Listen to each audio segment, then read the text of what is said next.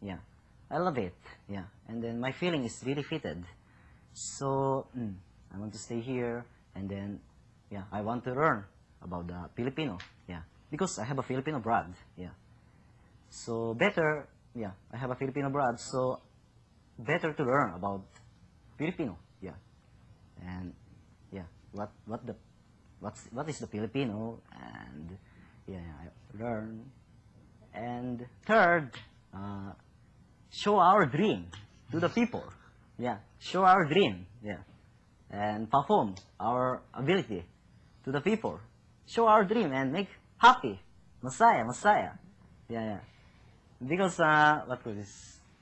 PBB is what call this? Very. This is a happy moment. Yeah. Even if have a problem, sad moment, but we just always try to smile. Yeah. And then PBB is it's like a Filipino what call this? Entertain the Filipino entertainment. So if I join the PBB, of course I do not expect that I join the PBB, but yeah, now better show our dream and make happy to housemate. Why do you think you should win, Suchi? Should win. Yeah. Yeah, I know that two culture, custom, and Japan and Philippines between two of the countries. So I understand the different Philippines and Japan. Yeah, especially what called this economic. Yeah, Japan is a very high tech, very rich country. Yeah, but here in the Philippines, many people is poor. Yeah, I know why. Many problem. Yeah. But if I deserve to the winner, that is from the symbol from people, support from the people. So I want to improve myself and then make the complete the personality, and I want to make effort to the save the Filipino people. Yeah, because if become a winner, the prize is very big. Yeah, almost people cannot touch it. The deserve. The prize is very expensive. Yeah. So I want to save the like poor people, and yeah, I want to understanding about the feeling of the peoples. Yeah, so I want to save the Philippines. Of course, I'm not assuming myself. Yeah, it's my truth to myself. Yeah, truth to myself to because yeah, I saw the many street children like many yeah, I saw the many like terrorism here in the Philippines many in Japan very peaceful, but here Philippines very yeah, many problem. Yeah, so me very sad, and I understand it's like a culture shock. Culture shock. Yeah. So why deserve? It's mean save here in the Philippine country, and if I can, I want to change the country of the Philippines and make complete good country. Yeah. First. Bakit ka karapat dapat? Bakit ka karapat-dapat maging Maging big big winner? Yung isa pa, Bakit ka sumali? bakit ako sumali? Parang ganun. Bakit ako sumali sa PBB? Para makita ko yung, may pangarap ako na gusto kong matupad simula bata pa lang ako hanggang sa pagtanda ko. Yung mga ganitong edad na, yung pangarap kong makasama ko yung dalawang pinaka-importante sa buhay ko, yung mama at papa ko. Sa kanilang dalawa kasi, syempre, nang nasa Marinduque ka, iba yung pagmamahal at pag-aalaga ng lolo at lola kaysa sa totoong ina at ama. Kaya pumunta dito kasi napanood ko na nahanap nila at nakikita nila ang kanilang yung mga magulang. So sabi ko, sali ako dito, makita ko yung mama at papa ko. So yun ang importante sa akin, masaya na ako sa ganun. So yun, pero yun, natanggap ako dito. At saka yung napanood ko rin yung mga natututunan. So, tsaka yung nasuka talaga kung sino ka. Pumasok ako dito, kala ko bumbu ako na matatag ako. Na ako si Joseph Hilbigel. So, hindi ako patalo ko. Ano, diskarte mo? Diskarte ko. Hindi diskarte ko kaysa iyo. Yung ganon baga. Yung hindi ko naman, unang week, matibay ako yun. Second, ganyan. Pero nung natagal na, syempre, nahalos ako kulong ka. Naano ko sa sarili ko na hindi pala ako, may kulang pala para sa akin. Na yun, na sabi ko, yun ang gusto kong yung mga turo ni Kuya, yun yung gusto kong ma-apply pa sa akin na yung gano'n. Kahit yung nasabi ko na, kaya ko itong ganyan, ganyan, ganyan. Pag sinabi ko gano'n, nagagawa ko. Pero pag dito, parang hindi, parang puro ko salita, yun. So, parang natututunan ko na dapat puro gawa, wag salita. Yun. Yung kung bakit big winner? Siguro, kung ako, pagpalain ng Diyos, Bakit ka karapat dapat maging big winner? karapat dapat maging big winner. Siguro kung ako, karinawa, o kung ano man,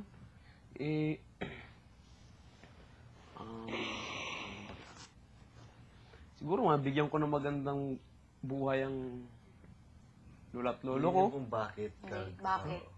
Bakit? Bakit mo? ka karapat dapat maging big Bakit karapat dapat? Kasi, gahati yung ano kan. Karapat dapat, bakit karapat dapat? Anong katangian mo? Na Anong meron katangian ka ko? lang Meron lang ako. na iba sa amin na kung bakit ka deserving. Bakit deserving? Maging ko. Mahirap pa. Anong meron sa'yo? Yun lang, simple as Ano meron sa akin? Siguro, diskarte, o ano man. Minsan may hinang loob, pero pakita ko naman na kaya ko. Minsan na complaining, stop complaining, ganyan. Pero nakaya ko. You're good? So, Sige, same lang. yun. Siguro, pag tumagal pa, may tutunan pa ako. Yun. Ano? May matutunan pa ako, so... Hindi ko pa alam. Kasi...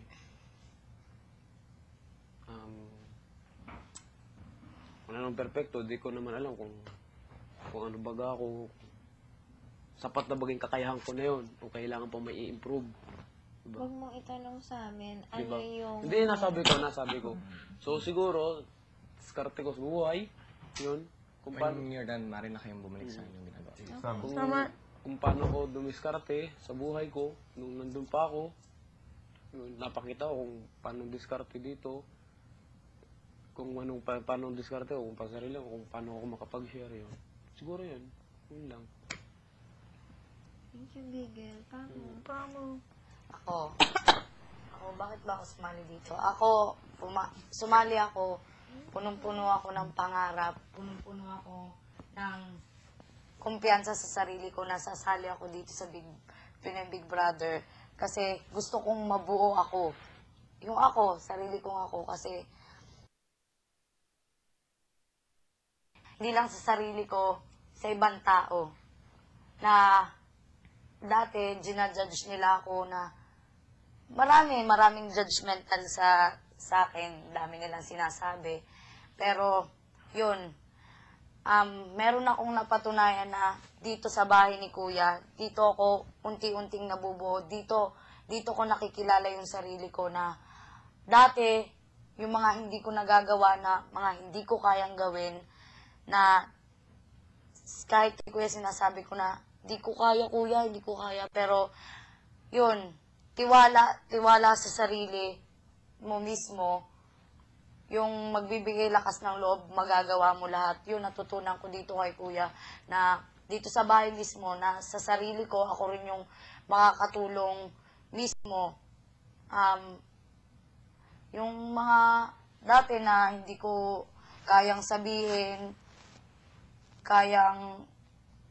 yung hindi ko kaya ipagmalaki ang sarili ko dahil kahit ako mismo, parang dinadown ko yung sarili ko. Pero dito, natuto akong tumayo ng sarili kong, kung ano mismo ako, papakita ko mismo kung ano ako kasi, sa labas, oo, all out, kilala nila ako, pero yung mismong sariling ako, kahit ako hindi ko kilala, pero dito nakikilala ko yung sarili ko na, ganito pala ako, may ganito pala akong ugali na, yun, tapos yung believe nyo mismo sa akin na dati sa labas, yung parang baliwala lang ako, no?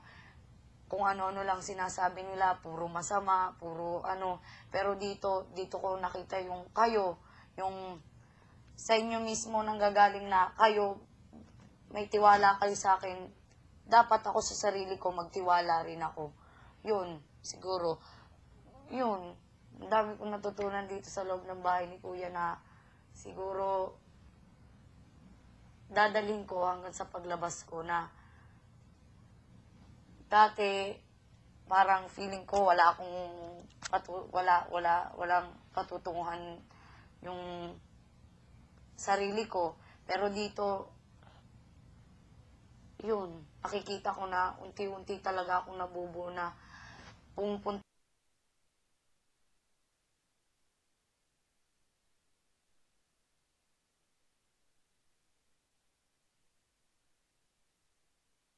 Winner ako kasi feeling ko nagawa ko ng lahat ng gusto kong ma-achieve. At saka feeling ko, hindi pa lahat, pero meron na akong mga bagay na feeling ko nagawa ko na, pero ewan ko, hindi ko alam talaga.